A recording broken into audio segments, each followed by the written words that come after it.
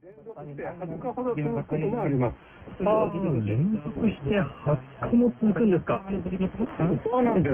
areas た under だ、自然界での産卵行動は、まだ詳しくは分かっていません。富山の時に取材したこともあるんですけれども、まだ港ある魚なんですね。tropical cyclone signal, posible pa tayo makaranas ng mga malalakas na hangin possible dahil sa epekto ng northeast monsoon as well as yung outer rain band si Ada. So, magtaka po na.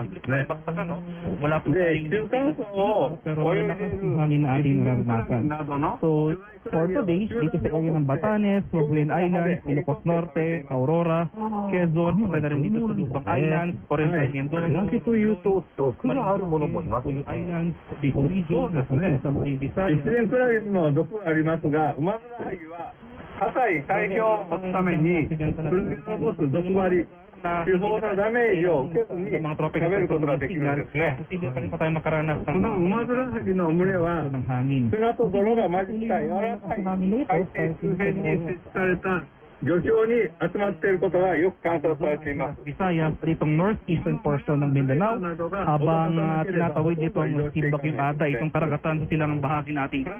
Kahit ngayon po tayo yung signal, posible pa rin tayo makaranas ng mga malalakas na bukso ng hangin. 日本海の一つ Kung の場所 saan で行われています。 yung mga malalakas na patulan, no? So for the next 24 hours, tonight to tomorrow evening, so simula ngayong gabi nakakaranas tayo ng mga pag-ulan dito sa silangang bahagi ng Southern Luzon at Visayas. So posibleng umabot ng higit 200 mm sa pag-ulan ang ating mararanasan dito sa Northern Samar. Samantala, 100 to 200 mm sa pag-ulan ang mararanasan dito sa Camarines Sur, Albay, そして西さん、ウマヅラハギというと、 Samar at Eastern Samar. Itong average pressure ng bagyo, 200 mm ang posibleng maranasan dito sa area ng Camarines Norte, Leyte, Southern Leyte, at sa Bohol. Kaya generally, ng eastern section ng Visayas at Southern Luzon, Eastern Visayas, Bicol Region, tuloy pa yung maging handa at alerto sa mga banta ng flooding at landslides dahil kumbaga tonight to tomorrow evening, ito yung mga ito yung peak ng ating mga pag-ulan na mararanasan.